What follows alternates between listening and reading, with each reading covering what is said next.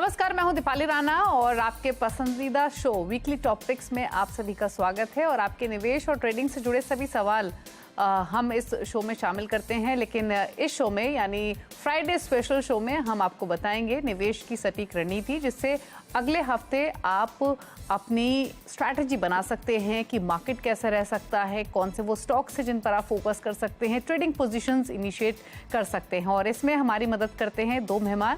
आज भी हमारे साथ दो एक्सपर्ट मौजूद हैं। हिम सिक्योरिटीज़ की रिसर्च एनालिस्ट आस्था जैन है और एसबीआई सिक्योरिटीज़ के सनी अग्रवाल हमारे साथ बने हुए हैं। आप दोनों का ही स्वागत है। और हम पिक्स पर जाएं उससे पहले क्विकली इस हफ्ते का रिकैप देख लेते हैं और अगले हफ्ते के लिए आउटलुक हमारे एक्सपर्ट से समझने की कोशिश करते हैं। हालांकि इस पूरे वीक अगर हम देखें तो थोड़ी सी वॉलेटिलिटी मार्केट में देखी, कुछ तेजी के सेशंस, कुछ मंदी के सेशंस और आज तो इनफैक्ट मार्केट गिरावट के साथ ही बंद हुए हैं। लेकिन इस हफ्ते जो ओवरऑल ट्रेंड रहा मार्केट का वो फ्लैट ही रहा, जिसमें Sensex flat towards negative returns देकर गया -0.10% के, निफ्टी ने -0.20% के रिटर्न दिए। Nifty bank comparatively mid caps better placed रहे। निफ्टी बैंक की ओर से क्लोजर टू 1% के रिटर्न्स इस हफ्ते आते हुए दिखाई दिए और मिड कैप्स में भी जो गेंस दिखाए हैं वो 0.25% के आसपास रहे हैं इस हफ्ते। तो ये तो रहा इंडेक्स का अपडेट। अगर अब हम पॉकेट्स की ओर नजर डालें, सेक्टर्स की तरफ नजर डालें, तो प्राइवेट बैंक्स काफ़ी चले हैं। इनफैक्ट प्राइवेट बैंक्स के कंट्रीब्यूशन की वजह से ही निफ्टी का जो रिटर्न है वो क्लोजर टू 1% दिख रहा है इस हफ्ते के दौरान। प्राइवेट बैंक्स की ओर से पार्टिसिपेशन रहा 1.59% का। आईटी इंडेक्स 1% बढ़कर बढ़ रहा इस हफ्ते के दौरान। मीडिया स्टॉक्स में 0.64% और रियल्टी स्टॉक 0.52% के गेंस के साथ इस हफ्ते क्लोज हुए हैं। साथ ही अगर हम कुछ और पॉकेट्स देखें जो नेगेटिव साइड पर रही, उसमें फार्मा 1.5% से ज़्यादा की गिरावट इस इंडेक्स में रही इस हफ्ते। सरकारी बैंक तो इनफैक्ट आज भी टूटे थे और इस हफ्ते भी 1.5% से ज़्यादा की गिरावट रही है। एनर्जी पॉकेट 1.25% नीचे रही और इंफ्रा में भी हमने 0.5% से ज़्यादा की गिरावट इस हफ्ते में आते हुए देखी। तो मिला जुला ट्रेंड रहा इस पूरे हफ्ते। लेकिन फाइनेंशियल्स और जो बैंक स्टॉक्स थे उन्होंने एक आउट परफॉर्मेंस आते हुए दिखाई दी है। अब सवाल ये है कि अगले हफ्ते के लिए क्या ट्रेंड्स बन रहे हैं, लेवल्स कौन से इंपॉर्टेंट रहेंगे निफ्टी बैंक निफ्टी पर, क्या ट्रेडिंग व्यू आपका होना चाहिए इंडेक्स के हिसाब से, ये आप समझते हैं। आप दोनों का ही स्वागत है। सनी, पहले तो आप बताइए निफ्टी बैंक अगले हफ्ते के लिए कैसे लग रहे हैं, क्या रेंज आप देख रहे हैं, क्या जो आउट परफॉर्मेंस निफ्टी बैंक की हमने इस हफ्ते देखी वो अगले हफ्ते भी कंटिन्यू हो सकती है क्या? अगर मैं मार्केट की बात करता हूं तो मैं फंडामेंटल के लिहाज से मैं अगर बात करता हूं तो कहीं ना कहीं बैंकिंग में ओवरऑल एक प्रेशर बना हुआ है। बट हालांकि मुझे लगता है कि अब जो करंट लेवल्स आ गए हैं, whether it is HDFC bank, axis bank, अगर मैं प्राइवेट सेक्टर की बात करता हूं तो डेफिनेटली वहाँ लॉन्ग टर्म के इन्वेस्टमेंट हॉराइजन से डेफिनेटली वहाँ बाय एक एंगल बनता है। और अगर मैं ओवरऑल निफ्टी की बात करता हूँ तो निफ्टी डेफिनेटली एक रेंज में स्टक है, 19,200 300 बॉटम में और ऊपर में 19,600। तो मुझे लगता है कि मे बी आज का जो यूएस फेड की जो चेयरमैन है जेरोम पोवेल की जो कमेंट्री आएगी जैक्सन होल समिट से, उसके बाद शायद मार्केट एक डायरेक्शन लेगा, वेदर ऑन अपसाइड और डाउन साइड। बट इसके अलावा मुझे लगता है कि मार्केट में अगर हम ब्रॉडर निफ्टी 50 या सेंसेक्स को ड्रॉप छोड़ दें तो बाकी मिड कैप स्मॉल कैप में काफी सारी अपॉर्चुनिटीज है, सब सेक्टर्स काफी सारे अवेलेबल है जहां में पैसे बनाने के मौके दिखते हैं आगे जाकर। ओके, आस्था, आपका आउटलुक क्या है अगले हफ्ते के लिए? आप कुछ स्पेसिफिक पॉकेट्स, सेक्टर्स जिन पर फोकस रहेगा? जी बिल्कुल, देखिए जिस तरह से इस हफ्ते अगर निफ्टी की बात करें तो वीकनेस हमें देखने को मिली है। मेरे को ऐसा लगता है कि जिस तरह से लेकिन मिड कैप में अभी भी तेजी बनी हुई है और उसका मेन कारण है कि जो फंड्स का फ्लो है वो अभी भी इमर्जिंग मार्केट्स में इंडिया की तरफ है। इसी का एक मेजर कारण है यूएस इकोनॉमी में इश्यूज हैं, डेट टू जीडीपी वहां पे हाई है, चाइना अपने ही प्रॉब्लम्स के साथ लड़ रहा है, तो इंडिया भी काफी अच्छी डेस्टिनेशन बन के निकल रहा है। लेकिन जरूर ये बात का भी हमें ध्यान रखना होगा कि यूएस इकोनॉमी से भी और यूएस मार्केट से भी हम क्यूज लेते हैं। तो आज जिस तरह से मीटिंग शेड्यूल है, जैक्सन होल का जो भी यहाँ पे आएगा नतीजा वो एक इम्पोर्टेंट होगा फैक्टर। लेकिन मिड कैप और स्मॉल कैप में जो तेजी है मुझे लगता है ये आगे भी जारी रहेगी। अब अगर मैं सिर्फ निफ्टी की बात करूं, क्योंकि मैं टेक्निकल्स भी ट्रैक करती हूँ, तो मुझे लगता है निफ्टी थोड़ा सा अभी और वीक हो सकता है। तो किसी को अगर खरीदारी करनी है तो निफ्टी में अभी ना खरीदारी करे। मुझे लगता है कि यहाँ से भी निफ्टी 100-150 पॉइंट और नीचे जा सकता है, तो वहां बढ़िया खरीदारी करने के लेवल होंगे। तो निफ्टी में मुझे लगता लगता है कि आने वाले हफ्ते में अगर सब कुछ ठीक नहीं रहा तो हो सकता है कि निफ्टी में थोड़ी सी गिरावट हमें और देखने को मिले, तो तब खरीदारी करने के बढ़िया मौके होंगे। पर मिड कैप स्मॉल कैप अभी भी अच्छे लग रहे हैं। सेक्टर स्पेसिफिक बात करें तो अभी भी मुझे कैपिटल गुड सेक्टर काफी अच्छा लग रहा है। बैंकिंग अभी एक रेंज बाउंड लग रहा है, कुछ पब्लिक सेक्टर बैंक्स काफी पसंद आते हैं। प्राइवेट सेक्टर बैंक में मैं थोड़ा और वेट करना चाहूंगी कि एक तेजी का मोमेंटम आने के लिए, लेकिन ओवरऑल कैपिटल गुड सेक्टर अभी मुझे काफी पसंद आ रहा है। ओके, कैपिटल गुड सेक्टर पसंद आ रहा है आस्था को, वहां पर फोकस रहेगा आस्था का। अच्छा, पिक्स पर जाएं सनी, क्विकली आपके रेडार पर कोई स्पेसिफिक सेक्टर रहेगा क्या? क्योंकि इस हफ्ते भी अगर हम देखें तो प्राइवेट बैंक्स ने काफी अच्छे रिटर्न्स कमा कर दिए, तो कोई स्पेसिफिक पॉकेट जहां पर आप ध्यान देने का सजेशन देंगे? डेफिनेटली मुझे लगता है कि जहाँ गवर्नमेंट की केपेक्स सिंस इलेक्शन ईयर है, तो जहाँ गवर्नमेंट का केपेक्स चल रहा है वो सेक्टर डेफिनेटली इन्वेस्टर के रडार पे होना चाहिए, जैसे रेलवेज है, डिफेंस है। वेदर इट इज अगर मैं केपेक्स की और कैप गुड्स की बात करता हूँ तो बैंक उसके डेफिनेटली नेचुरल बेनिफिशियरी होंगे। ऑटो एक सेक्टर है, मुझे लगता है कि जब नेक्स्ट मंथ से फेस्टिव सीजन किक ऑफ होगा तो ऑटो में कहीं ना कहीं हमें एक वॉल्यूम ग्रोथ देखने मिलेगा। Consumer discretionary the one sector जो मुझे अच्छा लगता है, काफी अच्छा लगता है। तो बेसिकली जो डोमेस्टिक कंजम्पशन स्टोरी है, एट द सेम टाइम जहां गवर्नमेंट का केपेक्स चल रहा है, वो सब सेक्टर में फोकस रहना चाहिए अगर शॉर्ट टू मीडियम टर्म की बात करता हूँ तो। ओके, चलिए, तो ये तो पॉकेट्स की बात हुई। अब फटाफट से स्टॉक्स पर आ जाते हैं और पूछते हैं वो शेयर्स जो अगले हफ्ते करा सकते हैं आपकी कमाई। तो आज से बताइए, पहला स्टॉक आपने कौन सा आइडेंटिफाई किया है, क्या टारगेट्स दे रही हैं, किस बेसिस पे रेकमेंड कर रही हैं, बताइए। देखिए, अभी मैंने जो स्टॉक्स पसंद किए मोस्टली ज्यादातर मिड कैप कैटेगरी के स्टॉक्स हैं। केईआई इंडस्ट्री सबसे पहला स्टॉक मैं वो देना चाहूंगी, टारगेट रहेगा 2900 का।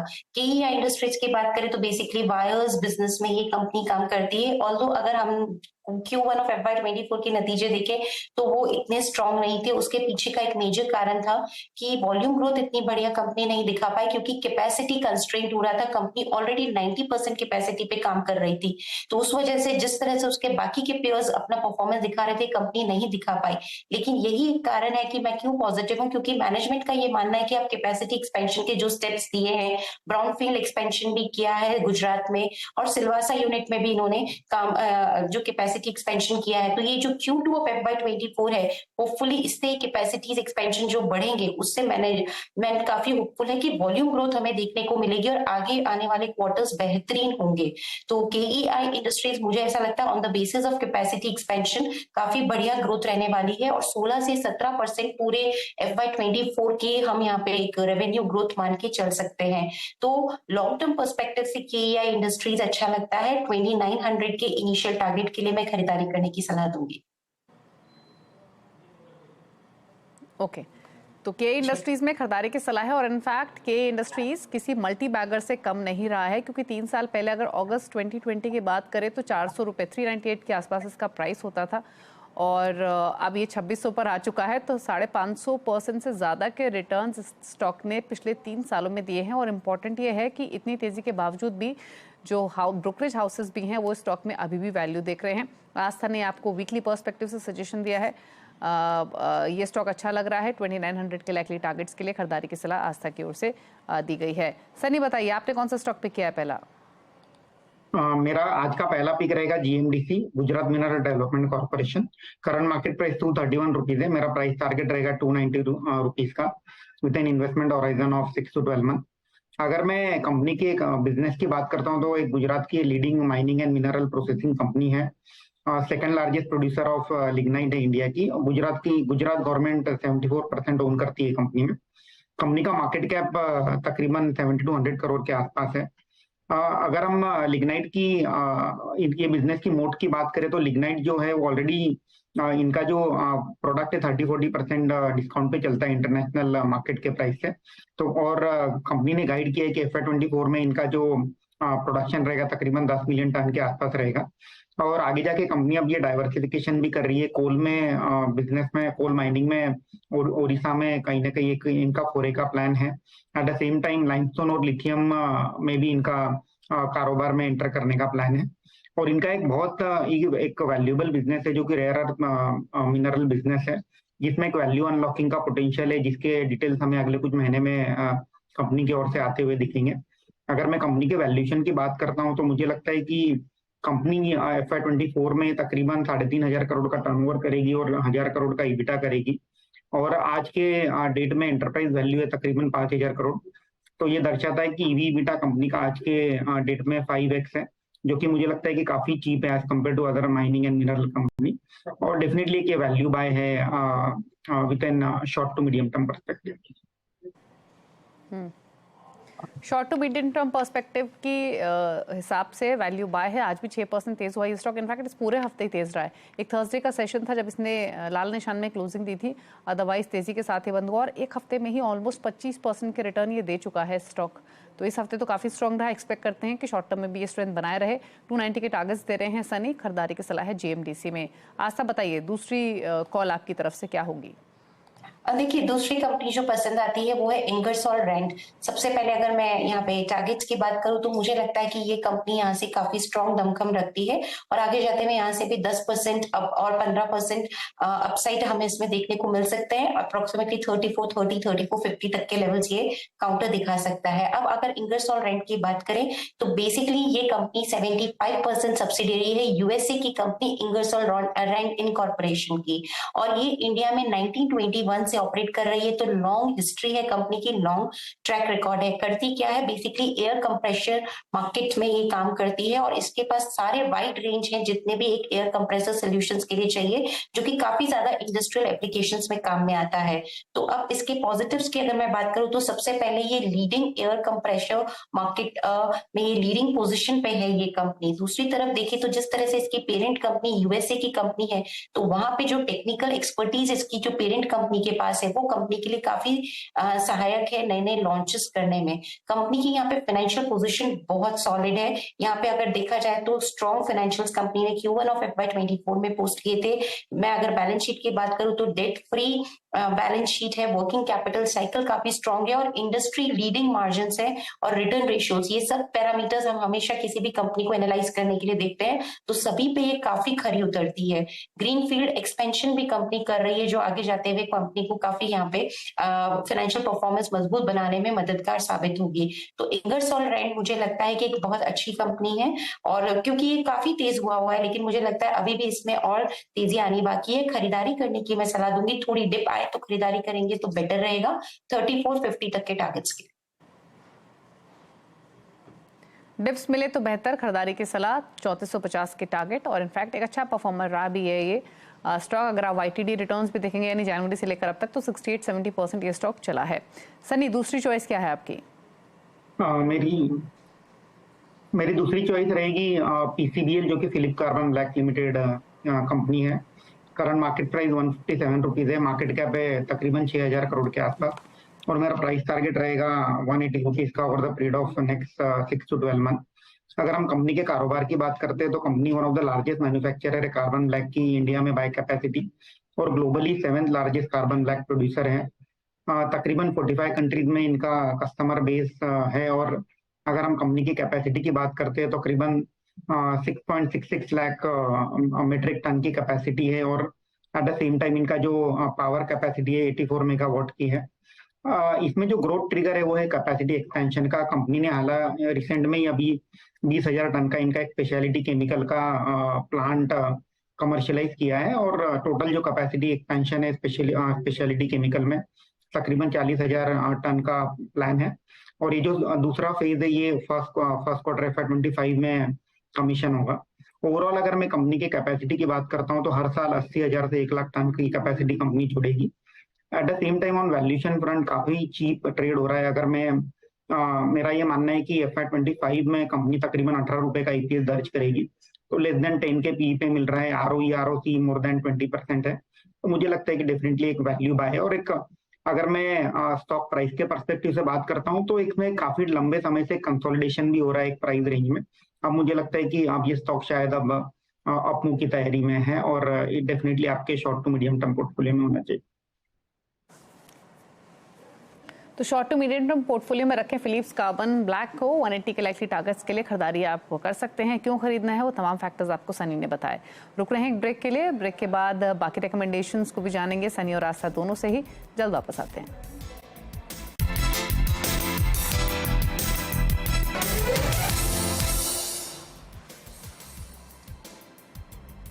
ब्रेक के बाद आपका स्वागत है। आप देख रहे हैं वीकली टॉपिक्स। हमारे साथ हैं आस्था जैन और सनी अग्रवाल जो आपकी कर रहे हैं मदद मीडियम टर्म पर्सपेक्टिव से कुछ बेहतरीन रिकमेंडेशंस के साथ। अब तक जो स्टॉक्स आपको रिकमेंड किए गए हैं, तो पहले सनी के 2 स्टॉक्स आपको बता दें। सनी ने भरोसा जताया है जीएमडीसी पर, खरीदारी की सलाह दे रहे हैं 290 के टारगेट्स के साथ। वेरियस ट्रिगर्स इन्होंने बताया क्यों लेना चाहिए शॉर्ट टू मीडियम टर्म के पर्सपेक्टिव से।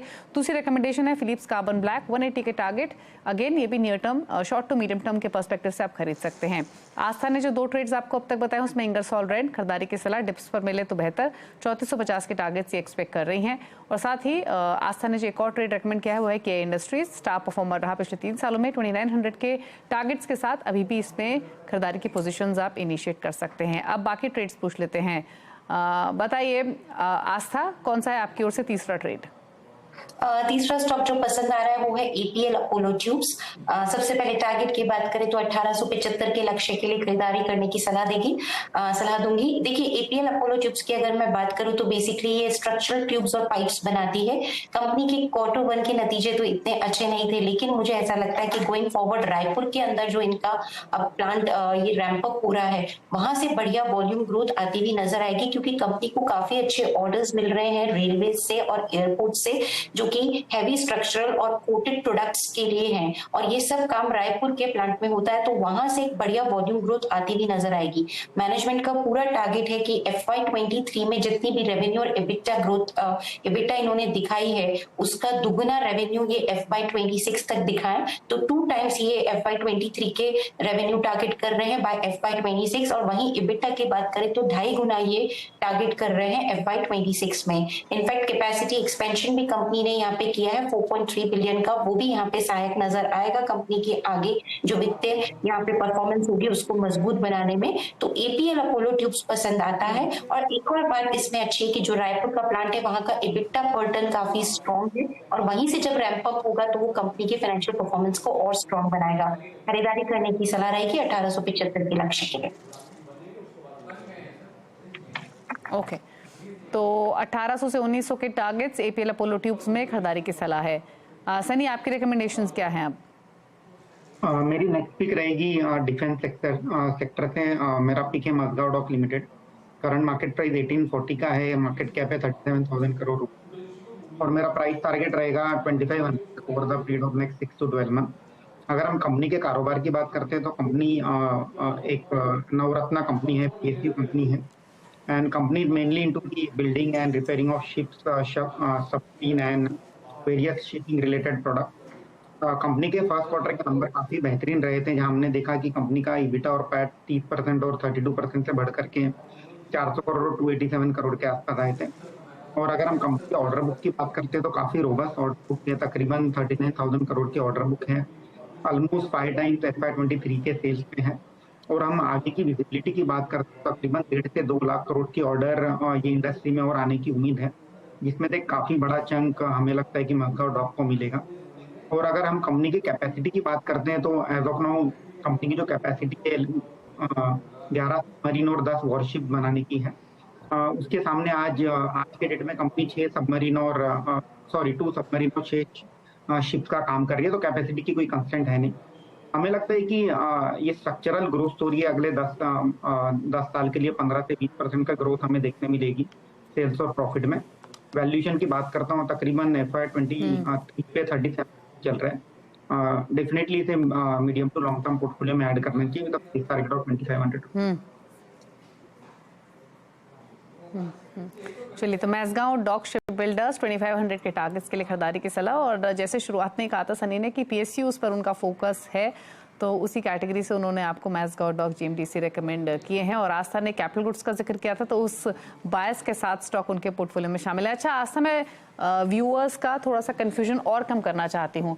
आप 3 पिक्स आपने दी हैं, लेकिन अगर इन तीनों में से कोई एक पिक करना हो तो मोस्ट कन्विक्शन कॉल इन तीनों में से कौन सी है?